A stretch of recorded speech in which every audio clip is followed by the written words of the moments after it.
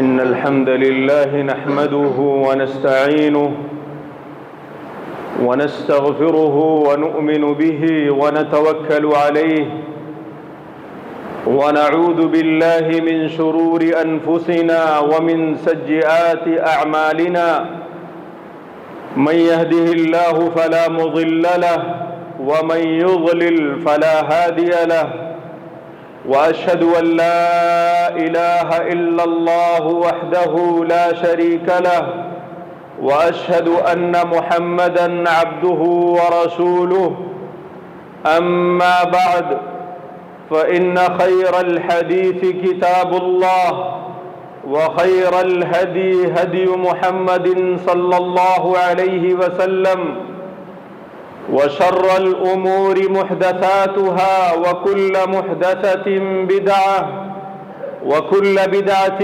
ضلالة وكل ضلالة في النار. أعوذ بالله السميع العليم من الشيطان الرجيم. بسم الله الرحمن الرحيم. يا أيها الذين آمنوا اتقوا الله حق تقاته ولا تموتن إلا وأنتم مسلمون. يا أيها الناس اتقوا ربكم الذي خلقكم من نفس واحدة وخلق منها زوجها وبث منهما رجالا كثيرا ونساء واتقوا الله الذي تساءلون به والأرحام إن الله كان عليكم رقيبا.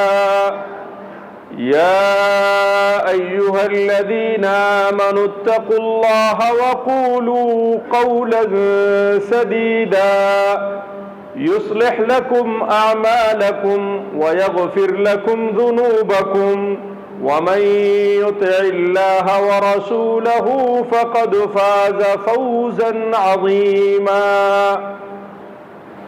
وقال جل وعلا في موضع آخر والفجر وليال عشر. تمام قسم کی بڑائی، کبریائی، حمد و ثنا، تسبیح و تمجید، تکبیر و تحلیل صرف اللہ رب العزت والجلال کے لیے ہے، جو اس دنیا کا خالق ہے، ہم سب کا مالک اور رازق ہے.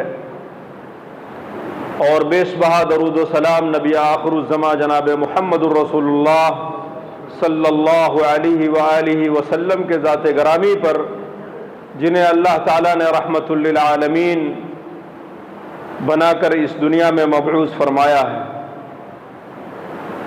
نہایت ہی قابل قدر بزرگان محترم، نوجوان ساتھیوں، پیارے بچوں اور دینی ملی ماؤں اور بہنوں،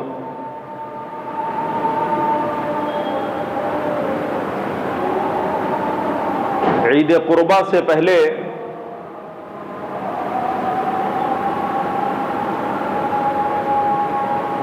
ہمارے لیے کچھ اہم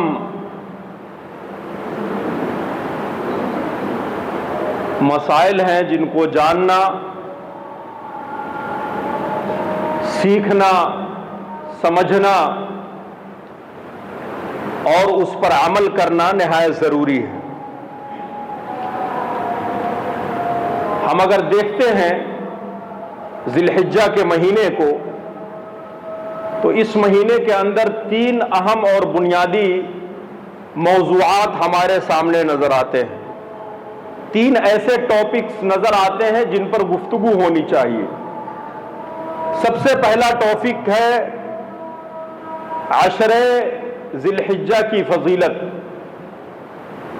یعنی اسلامی کیلنڈر کا یہ آخری مہینہ، 12واں مہینہ، جس مہینے کو ذی الحجہ کہتے ہیں.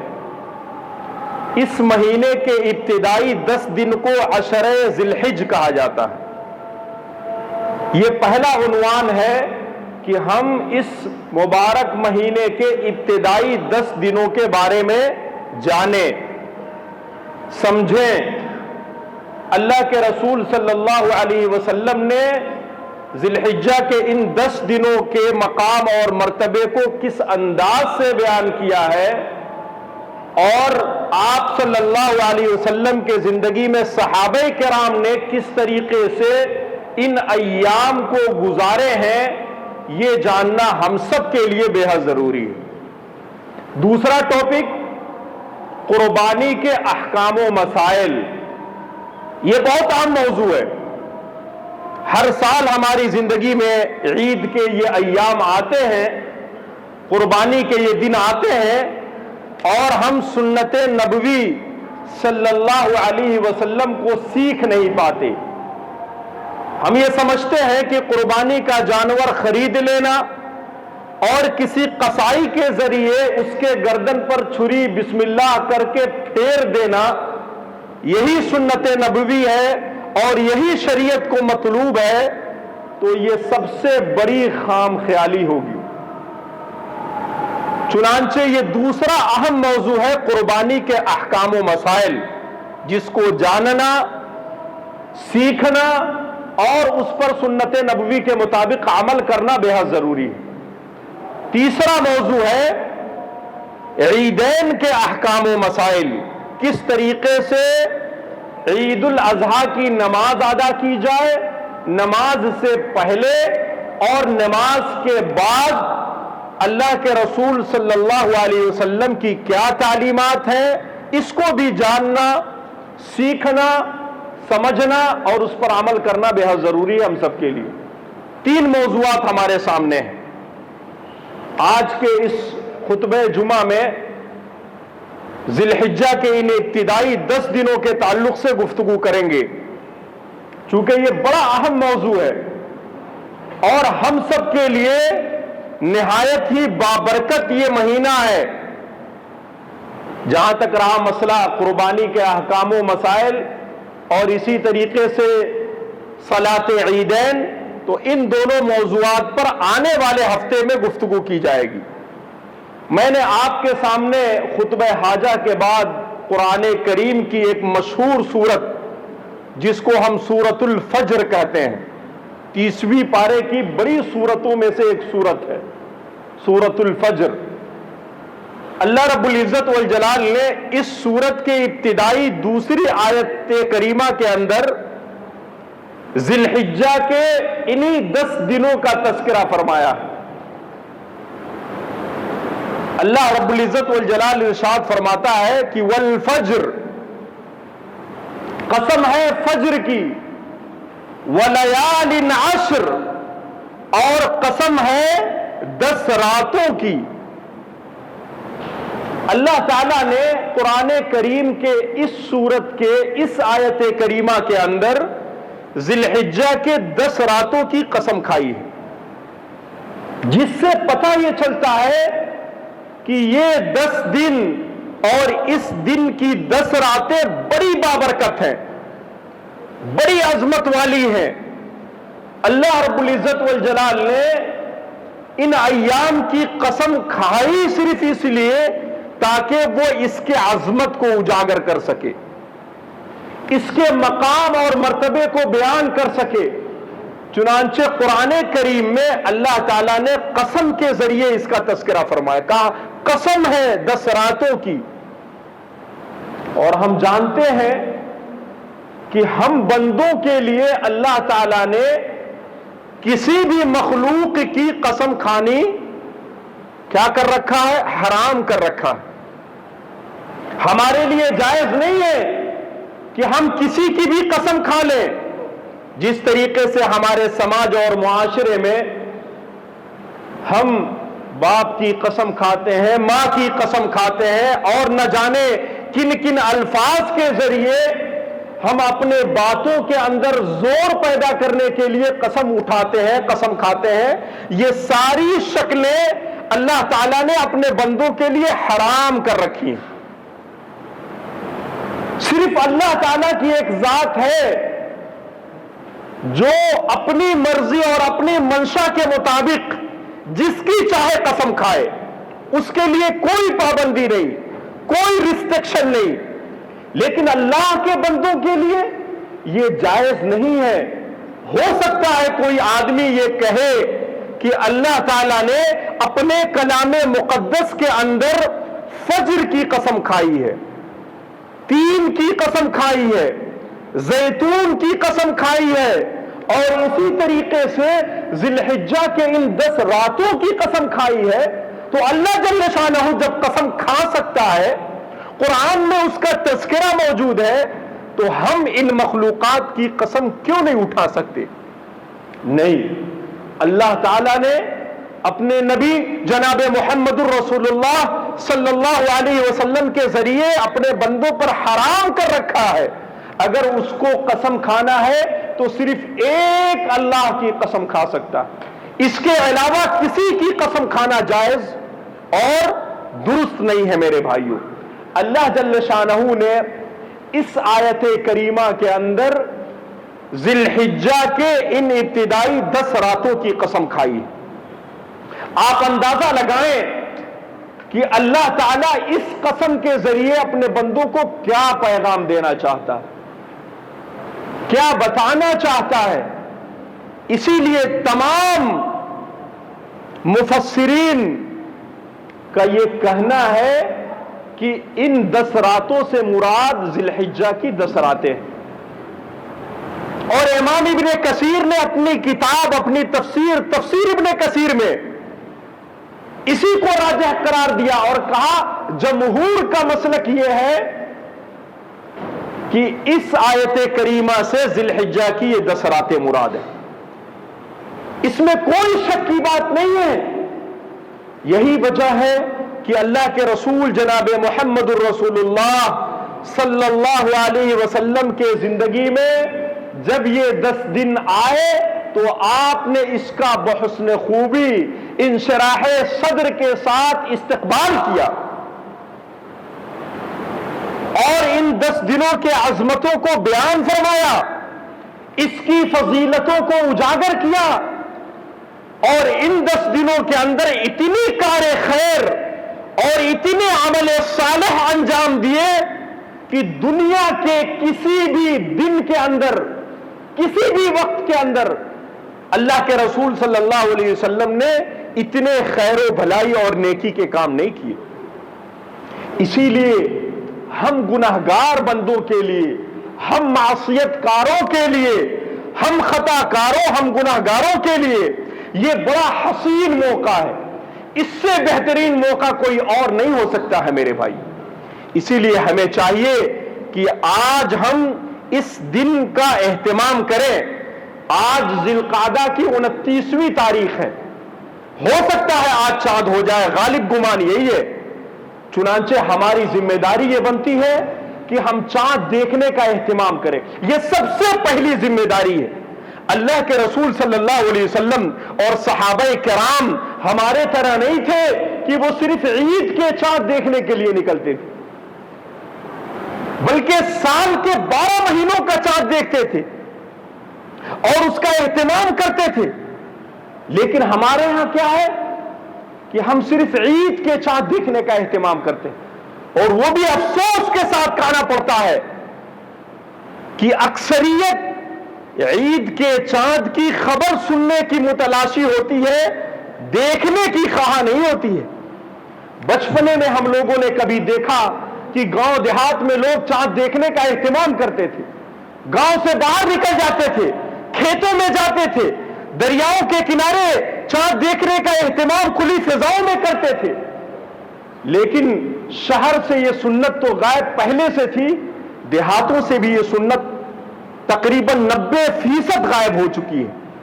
اب صرف چاند دیکھنے کا اہتمام وہی لوگ کرتے ہیں جو رؤیت ہلال کمیٹی سے جڑے ہوئے ہیں، جو کسی جمعیت و جماعت سے جڑے ہوئے ہیں، جن کو فون کر کے کہا جاتا ہے کہ آپ براہ کرم چاند دیکھنے کا اہتمام کیجئے اور ہم کو وقت پہ بتائیے تاکہ امت کو خلفشار سے بچایا جا سکے، انتشار سے بچایا جا سکے. ہم نے چاند دیکھنے کا اہتمام تو نہیں کیا، لیکن لڑنے کے لیے سب سے پہلے آتے ہیں. آواز سب سے پہلے اٹھاتے ہیں. اور جن لوگوں نے چاند دیکھا ان کے ایمان پر، ان کے عقیدے پر، ان کے رویت پر سب سے پہلے ڈاکہ ڈالنے کی کوشش کرتے ہیں، اور امت کو اس وحدت کے چاند کے نام پر انتشار اور افتخار کا شکار بناتے ہیں. اس لیے سب سے پہلی ذمہ داری یہ ہے کہ ہم چاند دیکھنے کا اہتمام کریں. اللہ کے رسول اور صحابہ کرام کے بارے میں آتا ہے کہ وہ چاند دیکھنے کا اہتمام کرتے تھے، اور جب چاند دیکھتے تھے تو آپ یہ دعا کرتے تھے، اللہم اہلہ علینا بالامن والایمان والسلامت والاسلام. اس دعا کو پڑھتے تھے، یہ دعا سکھاتے تھے. اس دعا کا مفہوم کیا ہے؟ اس کا خلاصہ یہ ہے کہ رب العالمین تو اس چاند کو ہم پر امن و آشتی اور ایمان و اسلام کے ساتھ نمودار فرما. یہ اسلام کی خوبصورتی ہے، یہ دین اسلام کا پیغام ہے، یہ محمد الرسول اللہ صلی اللہ علیہ وسلم کی سیرت کا نچوڑ ہے کہ آپ چاند کو دیکھتے تھے تو امن و آشتی کا پیغام دیتے تھے. اللہ سے دعا کرتے تھے کہ اللہ جب تو اس چاند کو نمودار فرما تو پوری دنیا انسانیت کے لیے امن و آشتی کا پیغام اس چاند کے ذریعے عام کر دے. یہ اسلام کی خوبصورتی ہے. اسی لیے اسلام کو اسلام کہا جاتا ہے، چونکہ یہ پیس کا پیغام لے کے آیا ہے، یہ امن کا پیغام لے کے آیا ہے، یہ آشتی کا پیغام لے کے آیا ہے. دین اسلام انسانیت کے نام پہ، خون کے نام پہ کسی بٹوارے کو تسلیم کرنا بہت دور کی بات، وہ کسی کے طرف ترچھی نگاہ سے دیکھنا اس کو بھی گوارا نہیں کرتا. قرآن کے زبان میں اس کو بھی حرام قرار دیا. آپ پڑھتے ہیں، آپ کے بچے پڑھتے ہیں قرآن کریم کی 30ویں پارے کی یہ آیتیں، وَيْلٌ لِكُلِّ ہُمَزَةٍ لُمَزَةٍ. آپ اپنے گھروں کو جائیں تو اس کے ترجمے کو، اس کو تفسیر کو کھول کے پڑھیں کہ اس کا معنی، اس کا مفہوم کیا ہے. 30ویں پارے کے اندر یہ بھی آیت موجود ہے، وَيْلٌ لِلْمُطَفِّفِينَ الَّذِينَ إِذَا اكْتَالُوا عَلَى النَّاسِ يَسْتَوْفُونَ. کتاب مقدس نے چھوٹی چھوٹی چیزوں کی تعلیم دی. آج ہماری نگاہوں میں جو برائیاں، جو بیماریاں بہت معمولی ہے، حقیقت میں سب سے خطرناک اور مہلک یہی چھوٹی برائیاں اور بیماریاں ہیں جس کو ہم چھوٹی سمجھتے ہیں. چھوٹی سمجھتے سمجھتے یہ بڑی ہو جاتی ہے. ہم ایک دن اپنے بیوی سے ناراض رہتے ہیں، ایک دن اپنے بھائی سے ناراض رہتے ہیں، ایک دن ہم یہ کہہ کے اپنے بہن کا فون نہیں اٹھاتے کہ اس کا برتاؤ ہمارے ساتھ درست نہیں ہے. ہم بظاہر یہ عمل ایک دن کرتے ہیں، لیکن شیطان اس غنیمت، اس موقع کو غنیمت جانتے ہوئے ہمارا شکار کر لیتا ہے. اور ہوتا یہ ہے کہ سال ہا سال ہم اپنے باپ سے، اپنی ماں سے، اپنے بہنوں سے، اپنے بھائیوں سے، اعزا واقربا رشتہ داروں سے دور ہو جاتے ہیں. ہم بات نہیں کرتے ہیں. مبارکباد کے مستحق ہیں وہ لوگ جو ان بیماریوں اور برائیوں سے دور ہیں، لیکن میں یہ ڈنکے کی چوٹ پہ کہہ سکتا ہوں کہ ایک بڑی تعداد ایسی ہے جو مہینوں گزر جاتی ہے اپنے والدین سے بات نہیں کرتے ہیں، مہینوں گزر جاتی ہے اپنے بہن بھائیوں سے بات نہیں کرتے، مہینوں گزر جاتی وہ اپنے خلاؤں اور پھوپھیوں سے بات نہیں کرتے. آپ اپنا احتساب کریے، اپنے دل کو ٹٹولیے، اپنے ضمیر سے پوچھیے کہ کیا اس کے اندر صداقت و حقانیت ہے یا نہیں. اللہ کے رسول صلی اللہ علیہ وسلم نے اسلام کی بنیاد انہی بنیادوں پر رکھی ہے جس کے اندر امن و آشتی ہو، پیار و محبت ہو، اخوت و ہمدردی ہو، اپنے رشتہ داروں کے غم کو سمجھنے کا مادہ ہو. یہی اسلام کا ماحصل اور نچوڑ ہے عقیدہ توحید کے بعد. اس کو سمجھنے کی ضرورت.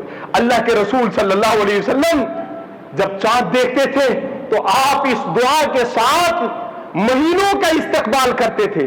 چنانچہ ہم پہ یہ ذمہ داری عائد ہوتی ہے کہ آج ذی القعدہ کی 29ویں تاریخ ہے، ہم چاند دیکھنے کا اہتمام کریں. اور چاند دیکھنے سے پہلے سنت نبوی کو زندہ کرنے کا جذبہ اپنے اندر پیدا کیجئے۔ اللہ کے رسول صلی اللہ علیہ وسلم کی ایک بڑی مشہور حدیث ہے، آپ نے کیا کہا تھا؟ کہا تھا اذا رأيتم ہلال ذی الحجہ واراد احدکم ان یضحی فلیمسک عن شعرہ واظفارہ، کہا کہ تم میں سے جب کوئی چاند دیکھے اور قربانی کرنے کا ارادہ ہو تو دو کام کرے، اور بعض روایتوں میں 3 چیزوں کا تذکرہ ہے، وہ کیا ہے؟ فَلْيُمْسِكْ عَنْ شَعْرِهِ، اپنا بال چاند نکلنے کے بعد نہ کاٹے، بال سے کھلواڑ اور چھیڑ چھاڑ نہ کرے، چاہے وہ سر کے بال ہو یا جسم کے کسی بھی حصے کا بال ہو۔ اب اس بال کو وہ چھو نہیں سکتا، کاٹ نہیں سکتا ہے، چھیڑخانی نہیں کر سکتا ہے۔ دوسری چیز کیا ہے؟ عن اظفارہ، اپنے ہاتھ کو اپنے ناخن سے روک لے، اب آپ ناخن نہیں کاٹ سکتے۔ تیسری چیز بعض روایتوں میں آتا ہے کہ جلد ہی اپنے چمڑے کے ساتھ آپ چھیڑ چھاڑ نہیں کر سکتے۔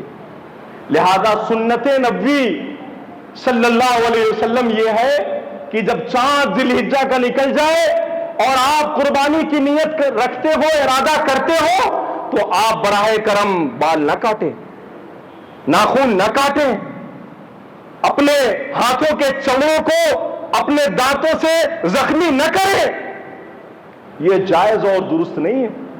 بلکہ علماء نے کہا یہ حرام ہے اگر جان بوجھ کے آپ یہ عمل کرتے ہیں۔ جس طریقے سے ایک حاجی کے لیے، ایک معتمر کے لیے جائز نہیں ہے خوشبو لگانا، جائز نہیں ہے بیوی سے ملنا، جائز نہیں ہے مکہ المکرمہ کے تقدس کو پامال کرنا، جائز نہیں ہے وہاں کے گھاسوں کو، درختوں کو، پرندوں کو نقصان پہنچانا، اسی طریقے سے آپ حاجی اور معتمر تو نہیں ہے، لیکن ذی الحجہ کا چاند نکل آیا ہے، آپ قربانی کا ارادہ رکھتے ہیں تو آپ ناخن نہیں کاٹ سکتے، بال نہیں کاٹ سکتے، اپنے چمڑے کو نہیں کاٹ سکتے۔ اس سے بچنا چاہیے، یہ سنت نبوی کا طریقہ ہے۔ آپ اس سنت کو زندہ کریے، لوگوں تک اس پیغام کو پہنچائیے۔ کب تک آپ جہالت کی زندگی گزاریں گے؟ کب تک آپ تعصب کے شکار رہیں گے؟ کب تک آپ سنت نبوی سے اپنے آپ کو دور رکھیں گے؟ بیداری پیدا کیجئے، سنت رسول سے محبت پیدا کیجئے، عاشق رسول بنیے اور ان کے صحابہ کو اپنے گلے سے لگائیے، ان کی تعلیمات کو پڑھنے کی کوشش کیجئے۔ چنانچہ ذی الحجہ کے آداب میں سے سب سے پہلا ادب یہ ہے کہ آپ چاند دیکھیے اور سنت نبوی کے مطابق ان 10 دنوں کو گزاریے۔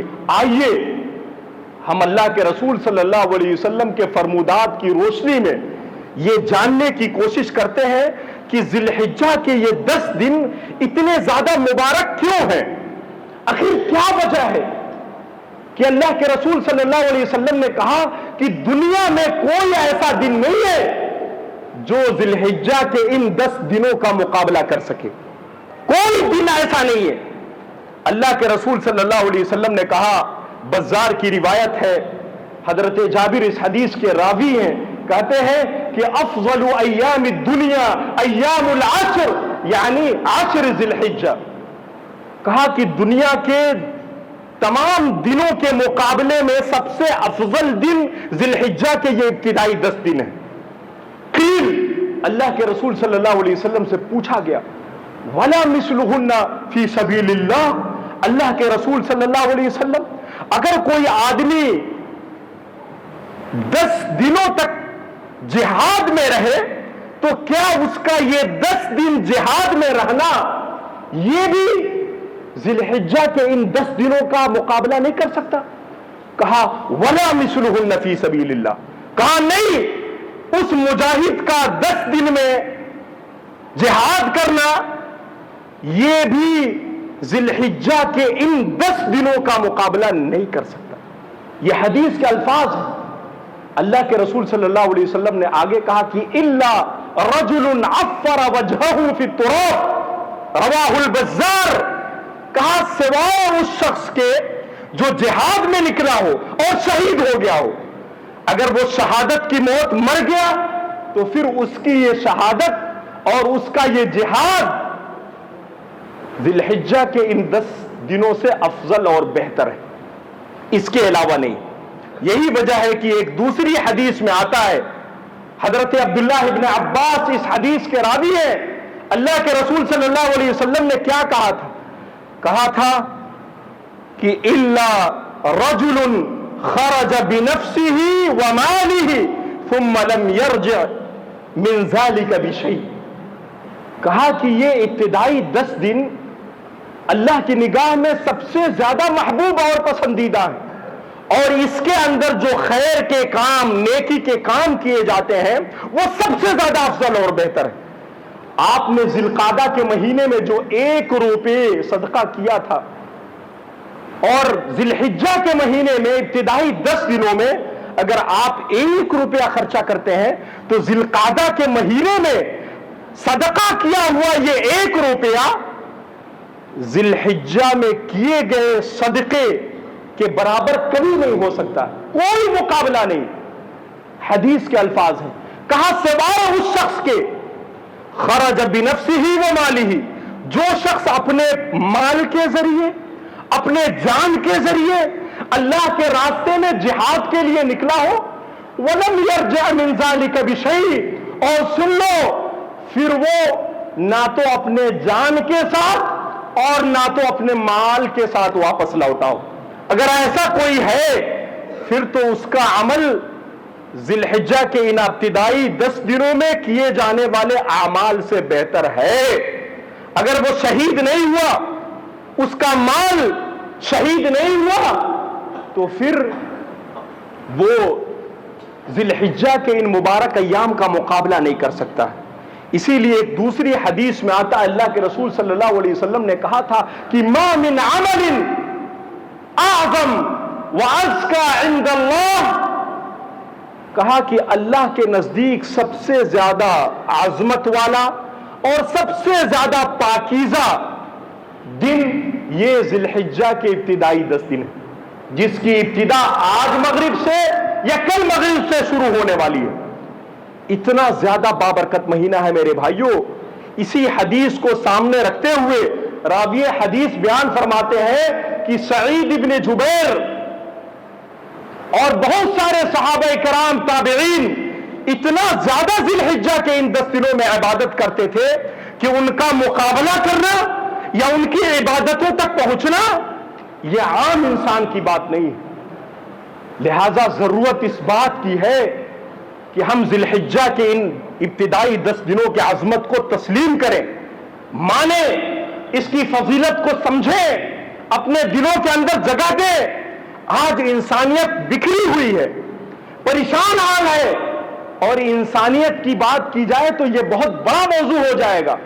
آج انسان اپنے آپ سے پریشان ہے، آج انسان اپنے بچوں سے پریشان ہے، آج انسان اپنے گھر والوں سے پریشان ہے، آج انسان اپنے خاندان والوں سے پریشان ہے۔ کوئی ایسا خاندان نہیں ہے جس خاندان میں بھتیجے کا چچا سے لڑائی نہ ہو، چچا کی لڑائی بھتیجے سے نہ ہو۔ بہت کم ایسے گھرانے ہیں جہاں میاں بیوی کے درمیان انبن نہ ہو۔ بہت سارے ایسے گھرانے ہیں جہاں معاملہ طلاق تک پہنچ چکا ہے۔ بہت سارے ایسے گھرانے اور خاندان ہیں جہاں باپ بیٹے میں نہیں بنتی، اور یہ 1-2 کیسز نہیں ہیں۔ آپ عدالتوں میں جائیں گے تو آپ کے سامنے انہیں عبد الرحمن، انہیں عبداللہ، انہیں معاذ، انہیں معوذ اور یہی چمکتے دمکتے نام نظر آئیں گے عدالتوں میں۔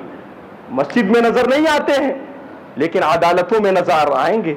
آپ جب یہاں سے گزریے پولیس اسٹیشنوں پر ایک لمبی قطاریں، لمبی لائن آپ کو نظر آئے گی، جہاں پر یہی فاطمہ ملے گی، یہی عائشہ ملیں گی، یہی سریہ ملیں گی، یہی سب نظر آئیں گی۔ مسلمانوں کے علاوہ دیگر لوگ بہت کم نظر آئیں گے۔ ہم نے مسجدوں کو آباد کرنا چھوڑ دیا ہے، پولیس اسٹیشنوں کو آباد کرنا، پی وی آر سنیما خانوں کو آباد کرنا، بازاروں کو آباد کرنا، پرسٹیٹیوشن کے اڈوں پر جانا، اس قسم کی جتنی گندگیاں آج ہمارے سماج اور معاشرے میں سرایت کر گئی ہیں، ہم اس کو ختم نہیں کر پا رہے۔ ضرورت اس بات کی ہے کہ ذی الحجہ کے اس مبارک ایام میں شرم کریں، اپنے ضمیر کو جھنجھوڑیں، اپنا محاسبہ کریں، بطور خاص وہ نوجوان جن کے پاس کوئی کام نہیں ہے سوائے یہ کہ سڑکوں کے نکڑوں پر اپنے بائکوں پر بیٹھ کے سگریٹ نوشی کریں، دو چیزیں جو اپنے گھروں سے کسی ضرورت کے مطابق نکلے ان کا نکلنا دوبارہ ہو جائے، راہگیر جو راستے سے گزر رہے ہیں ان کا گزرنا مشکل ہو جائے، کوئی خاتون بوقت ضرورت کوئی سامان لینے جائے اور وہ کسی اچھے خاندان سے ہو تو اس کا نکلنا مشکل ہو جائے، وہ اپنے بلکتے ہوئے بچے کے لیے پانی نہیں خرید سکتی، دودھ نہیں خرید سکتے۔ اسی ابو الفضل کے علاقے میں بہت ساری ایسی جگہیں ہیں جن کو میں جانتا ہوں اور آپ بھی جانتے ہوں گے، جہاں سے گزرنا یا جہاں سے آپ کے بچوں اور بچیوں کا گزرنا آپ کو یہ ناپسند ہوگا۔ کیا یہاں دوسرے لوگ رہتے ہیں؟ نہیں، یہاں یہی وہ ہماری نوجوان نسل رہتی ہے جن کے ان فولادی خونوں پر اللہ کے رسول صلی اللہ علیہ وسلم فخر کیا کرتے تھے۔ آپ کے پاس جماعت تھی جب قرآن کریم کی یہ آیت کریمہ نازل ہوئی، وَأَنذِرْ عَشِيرَتَكَ الْأَقْرَبِينَ، تو آپ کے اس چھوٹی سی جماعت میں جہاں آدھے عمر کے سیدنا ابوبکر صدیق تھے، وہیں ارقم بن ارقم کے گھر میں علی مرتضیٰ جیسے بچے بھی تھے، ارقم بھی تھے، اور جب مدینہ تشریف لے آئے تو ان نوجوانوں کی ایک بڑی قطار تھی جن کے خونوں میں ابھی گرمی نہیں آئی تھی، اللہ کے رسول نے تربیت فرمائی، اس میں حسن و حسین تھے، عبداللہ ابن عباس تھے، عبداللہ ابن مسعود تھے، عبداللہ ابن عمر تھے، بڑی تعداد تھی نوجوانوں کی۔ اللہ کے رسول اپنے ان نوجوانوں پہ فخر کرتے تھے، اور قوموں کی تقدیریں انہی نوجوانوں پر منحصر ہوتی ہے۔ جو نوجوان آج انتشار کے شکار ہیں، سگریٹ نوشی کے شکار ہیں، جوا بازی کے شکار ہیں، بدکاری کے شکار ہیں، حرام خوری کے شکار ہیں، آج ہماری یہ نوجوان نسلیں اور ان کا یہ فولادی خون یہ ضائع ہو گیا ہے۔ لہذا ضرورت اس بات کی ہے ذی الحجہ کے اس مہینے میں اپنے ضمیروں کو جگائیں، مسجدوں سے جوڑیں، علماء سے جوڑیں، مدارس سے جوڑیں، مساجد سے جوڑیں، اور اپنے اندر حقیقی معنوں میں بیداری پیدا کرنے کی کوشش کریں۔ میرے محترم بھائیوں اور دوستوں، آج نوجوان بہت زیادہ پریشان ہیں، بہت زیادہ ڈپریشن کے شکار ہیں، آئے دن درجنوں کی تعداد میں خودکشی کر رہے ہیں۔ کیا ان کے لیے ذی الحجہ کا یہ چاند پیغام لے کے نہیں آیا؟ ایسے لوگوں کو چاہیے بطور خاص جن کے پاس وقت ہے، جن کے پاس کام نہیں ہے، وہ ذی الحجہ کے ان ابتدائی 10 دنوں میں روزہ رکھیں۔ اللہ کے رسول صلی اللہ علیہ وسلم کے بارے میں آتا ہے کان یصوم 9 ذی الحجہ وعاشوراء و3 ایام من کل شہر۔ اللہ کے رسول صلی اللہ علیہ وسلم ذی الحجہ کے ابتدائی 9 دنوں کا روزہ رکھتے تھے، عاشورہ کا روزہ رکھتے تھے، اور ہر مہینے کی 3 تاریخ ایام 20 کا روزہ رکھتے تھے۔ ہمیں روزہ رکھنا چاہیے ذی الحجہ کے مہینے میں۔ روزہ رکھنے کے بہت سارے فوائد ہیں۔ اللہ کے رسول صلی اللہ علیہ وسلم نے بیان فرمایا اغض للبصر واحسن للفرج، آپ روزہ رکھتے ہیں تو آپ کی نگاہوں کی حفاظت ان روزوں کے ذریعے ہوگی۔ اگر آپ روزہ رکھتے ہیں تو ان روزوں کے ذریعے آپ کے شرمگاہ کی حفاظت ہوگی، اللہ کے رسول صلی اللہ علیہ وسلم نے بیان کیا۔ لہٰذا روزہ رکھنے کا اہتمام کی، اور ایک حدیث میں آتا ہے، بخاری و مسلم کی روایت ہے، ما من عبد یصوم صوما فی سبیل اللہ الا باعد اللہ وجہہ عن النار 70 خریفا۔ کہا اگر کوئی آدمی اللہ کے راستے میں اللہ کے لیے ایک روزہ رکھتا ہے تو اس ایک روزے کے بدولت اللہ تعالیٰ اس کے چہرے کو جہنم کے آگ سے 70 سال کی مسافت کی دوری فرما دے گا۔ گویا ایک روزے کے بدلے اللہ تعالیٰ آپ کو جہنم سے آزاد فرما دے گا۔ ذی الحجہ کے مہینے میں زیادہ سے زیادہ روزہ رکھنے کا اہتمام کرنا چاہیے، نمبر 1۔ نمبر 2، ذی الحجہ کے مہینے میں عمرہ اور حج کرنا چاہیے، بڑی فضیلت۔ حدیث میں آیا العمرۃ الی العمرۃ کفارۃ لما بینہما والحج المبرور لیس له جزاء الا الجنہ۔ یہ دوسری چیز ہے۔ تیسری چیز کیا ہے؟ جب آپ نے ذی الحجہ کا چاند دیکھ لیا، اس وقت سے لے کے 13ویں تاریخ کے شام تک تکبیر پڑھنے کا اہتمام کریے. گالی دیتے وقت زبانیں بڑی تیز چلتی ہے، لیکن اللہ اکبر کہتے ہوئے زبانیں لڑکھڑا جاتی ہیں. اس کے بعد ہم یہ گمان کرتے ہیں کہ ہم میدان کو فتح کرنے جائیں. امام بخاری کہتے ہیں کہ عبداللہ ابن عمر اور حضرت ابو ہریرہ عبد الرحمن ابن صخر یخرجان الی السوق وَيُكَبِّرَانِ وَيُكَبِّرُ النَّاسُ بِتَكْبِيرِهِمَا. جب یہ دونوں بازار میں نکلتے تو زور زور سے تکبیر پڑھتے تھے. ذی الحجہ کے مہینے میں بازار میں جو لوگ ہوتے تھے ان کی تکبیروں کو سن کے وہ بھی تکبیر پڑھتے تھے. لہذا ذی الحجہ کے چاند کو دیکھنے سے لے کر 13ویں تاریخ کے شام تک ہم تکبیرات کا اہتمام زور زور سے کریں. بطور خاص یوم عرفہ سے لے کے 13ویں تاریخ تک حضرت عبداللہ ابن عباس، حضرت علی مرتضی، حضرت عبداللہ ابن مسعود اور دیگر تمام صحابہ کرام کا اتفاق ہے کہ ان 5 دنوں کے اندر زیادہ سے زیادہ تکبیر کا اہتمام کرنا چاہیے. تکبیر کے کلمات کیا ہیں؟ اللہ اکبر، اللہ اکبر، اللہ اکبر کبیرا والحمد للہ کثیرا وسبحان اللہ بکرۃ واصیلا. یہ زیادہ سے زیادہ پڑھیے. چوتھا کام کیا ہے؟ چوتھا کام یہ ہے کہ آپ صدقہ زیادہ سے زیادہ کیجئے. اللہ تعالیٰ کا فرمان ہے یا ایھا الذین آمنوا انفقوا مما رزقناکم من قبل ان یاتی یوم لا بیع فیہ ولا خلۃ ولا شفاعۃ. کہا کہ میں نے جو مال تمہیں دیے ہیں اس کو خرچ کرو قبل یہ کہ کوئی شفاعت کام نہ آئے گی، قبل یہ کہ کوئی دوستی کام نہ آئے گی، قبل یہ کوئی تجارت کام نہ آئے گی. اس سے پہلے تم صدقہ زیادہ سے زیادہ کرو.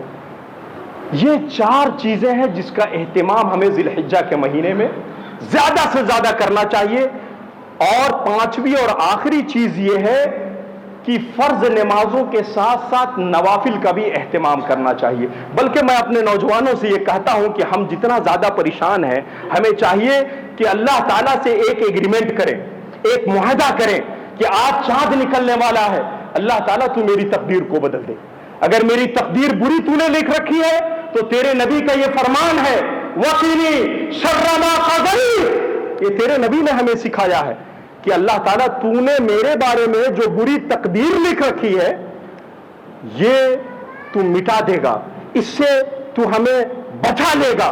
لہذا نوجوانوں کو اللہ تعالیٰ سے ایگریمنٹ کرنا چاہیے کہ ذی الحجہ کے مہینے کی ابتدا ہے، ہم تلاوت کلام پاک کریں گے، نماز پڑھیں گے، تہجد کا اہتمام کریں گے، ذکر و اذکار کریں گے، استغفار کریں گے، صدقات و خیرات کریں گے، نیکی کا کام کریں گے، والدین کے ساتھ حسن سلوک کریں گے، اعزاء و اقربا کی ہیلپ اور مدد کریں گے، بیماروں کی عیادت کریں گے، کثرت سے روزہ رکھیں گے، اور ہمارے سماج کو جس چیز کی ضرورت ہے ہم اس کے لیے اپنے آپ کو وقف کریں گے.